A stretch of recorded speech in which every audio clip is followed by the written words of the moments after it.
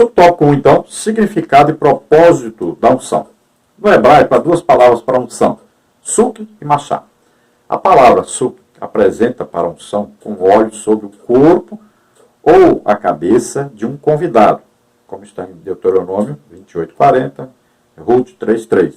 A palavra grega que corresponde ao hebraico é suk. A palavra grega que corresponde ao hebraico, suk, é aleipo, o aleifo.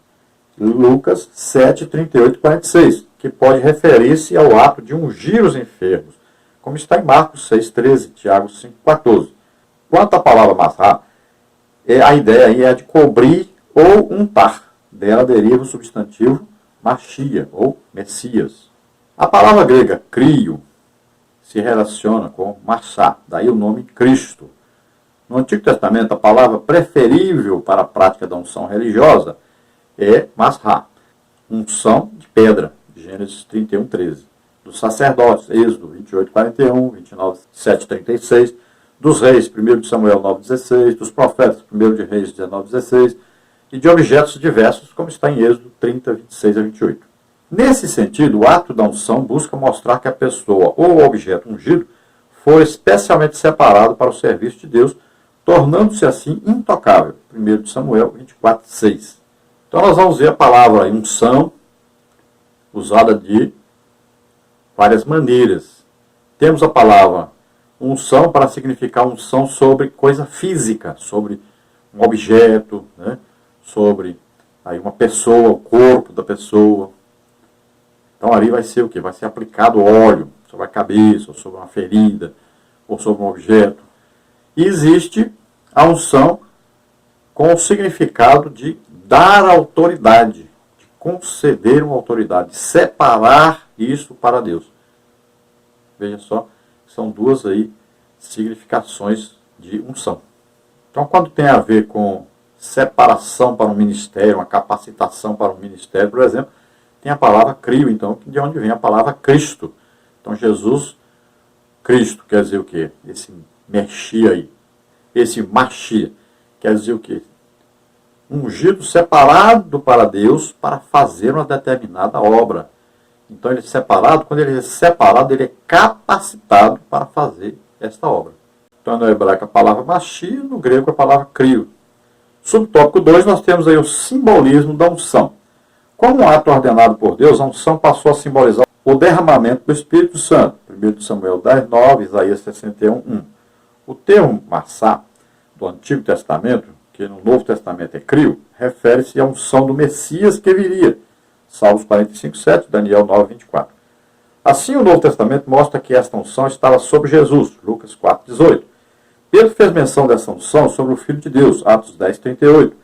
E Paulo descreveu essa mesma unção sobre os cristãos. 2 Coríntios 1:21-22.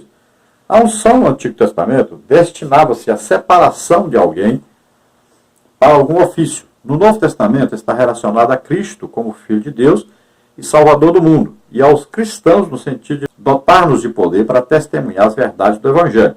Atos 1:8, 1 de João 2:20-27. A verdadeira unção é ordeira, decente, e tem como alvo a glória divina e a expansão do reino de Deus. Então a Bíblia nos fala em Efésios capítulo 1, que nós estamos em Cristo depois que fazemos o quê? Depois de ouvirmos a palavra de Deus. Qual palavra? O Evangelho da nossa salvação. Aí diz que, tendo nós crido nessa palavra, nessa pregação do Evangelho, aí nós recebemos o Espírito Santo, a promessa de Deus. Aí recebemos o selo, o Espírito Santo. Isso não é a unção. Isto é receber o Espírito Santo. É o selo da promessa, o Espírito Santo. Agora, esse Espírito Santo vai nos conceder uma unção de Deus para realizarmos a obra de Deus. Por isso que Jesus disse, olha, vocês fiquem primeiro em Jerusalém, não saiam daí, até que vocês recebam o quê? O batismo no Espírito Santo. Depois vocês vão sair pregando o Evangelho.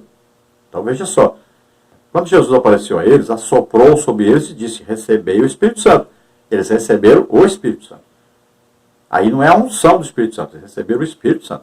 Agora Jesus disse, vocês vão ficar em Jerusalém, até que do alto vocês sejam revestidos de poder. E ele diz, vocês vão ser batizados no Espírito Santo. Aí depois vocês vão sair pregando o Evangelho, vão ser minhas testemunhas. Então vão receber o quê? Agora eles vão receber uma unção do Espírito Santo. Olha aí, uma capacitação. O batismo do Espírito Santo é uma capacitação para se pregar o Evangelho. Olha aí é uma unção do Espírito Santo. Aí depois dessa unção do Espírito Santo para se pregar o Evangelho, é uma autorização divina para você pregar o Evangelho. Deveria todos os crentes receberem o batismo do Espírito Santo. Deveriam ficar aí, desde que aceita Jesus, deveriam ficar em oração, em expectativa, esperando, buscando, desejando o batismo do Espírito Santo. Depois é que poderiam sair pregando o Evangelho, ser professor de escola dominical, ser obreiro, ser qualquer coisa na igreja. Primeiro, tinha que receber o batismo do Espírito Santo. Aí é o quê? É uma escolha de Deus, é uma confirmação de Deus. Deus olha lá dentro, no coração, e aí vai colocar essa pessoa para fazer a obra de Deus. Deveria ser assim. Então recebe a unção. Então a partir daí, essa primeira unção que a pessoa recebe é o batismo do Espírito Santo. Depois existe o quê? As unções subsequentes.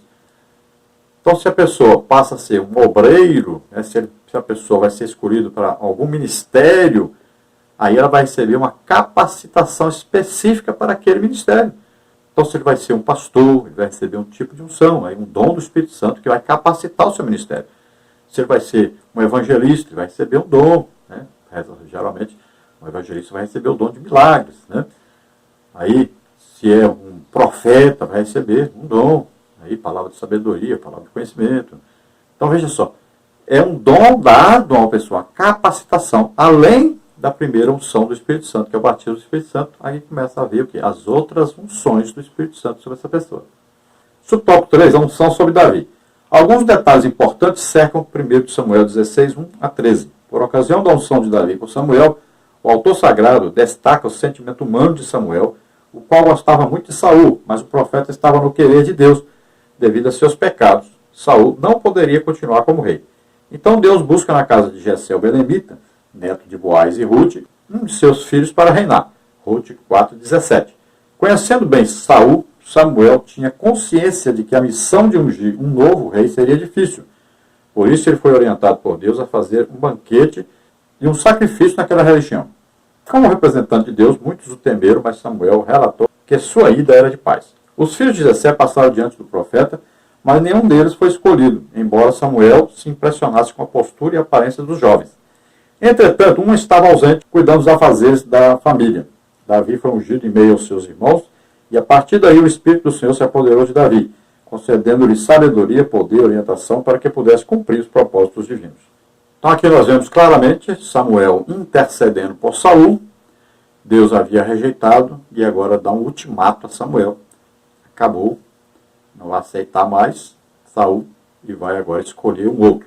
Então envia Samuel até a região de Belém, a casa de Jessé, que era descendente, né, de Boaz, de Ruth, e Boaz era descendente de outra mulher que não era judia, né? Ele é descendente da Raabe, a prostituta Raabe.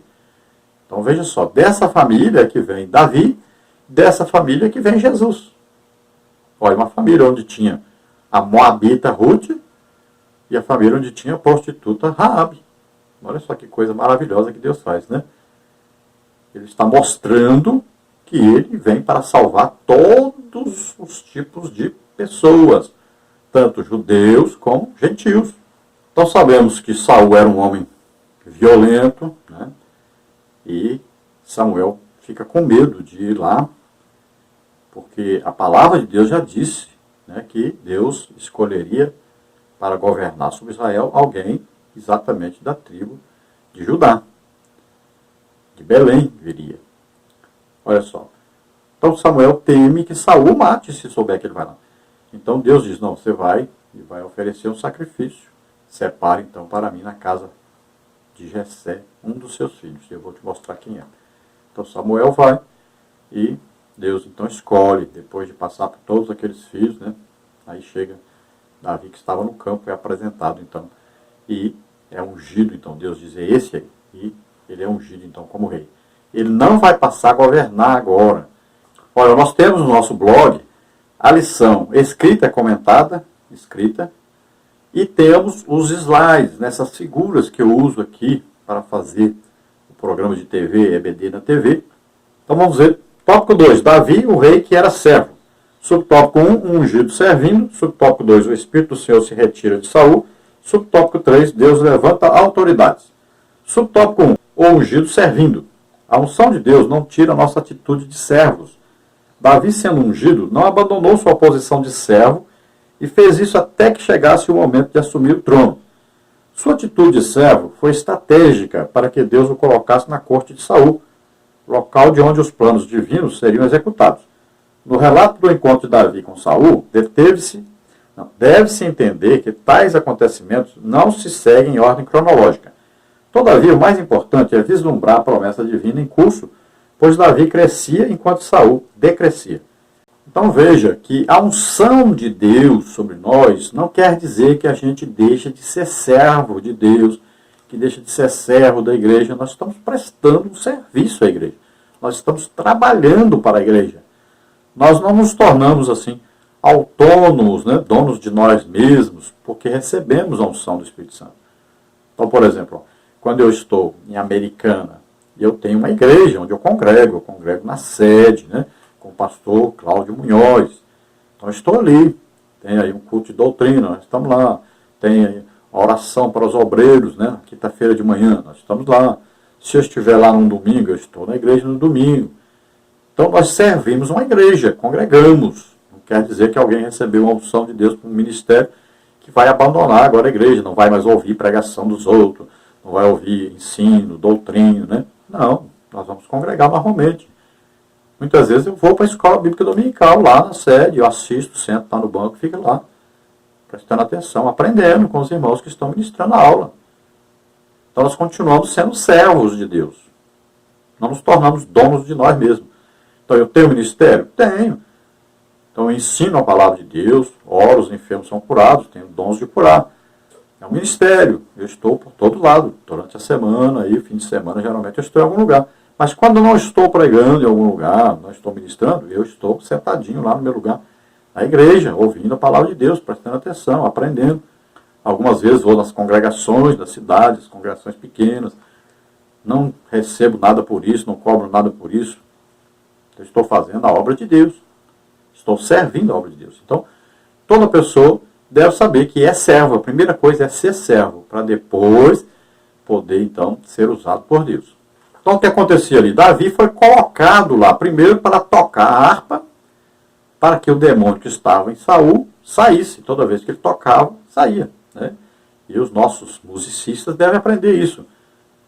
Que quando eles tocarem, é preciso que os demônios corram. Então, Davi era o que? Era um homem de oração, adoração a Deus. Então, quando ele tocava o seu instrumento, a unção de Deus sobre ele agia. Os demônios corriam. Isso é um grande aprendizado para quem trabalha com música. Então, Davi cantava os seus salmos, né? Tocava a sua harpa e os demônios corriam. Então, ele foi colocado ali.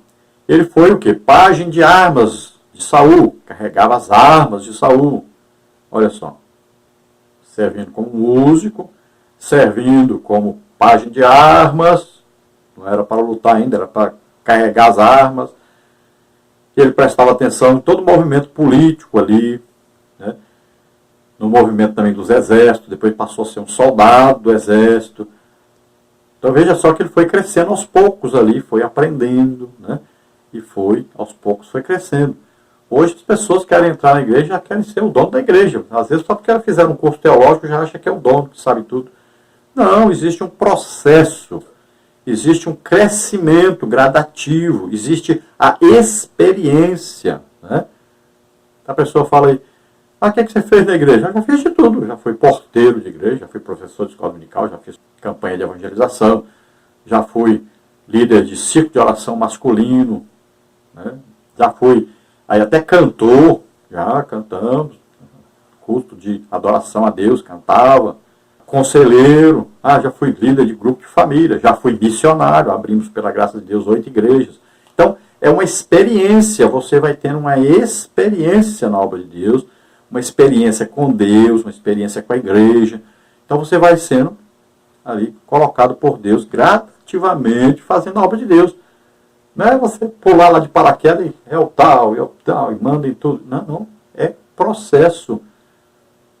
você está na igreja e você vai adquirindo experiência, conhecimento de Deus, vai crescendo na graça e no conhecimento de Deus.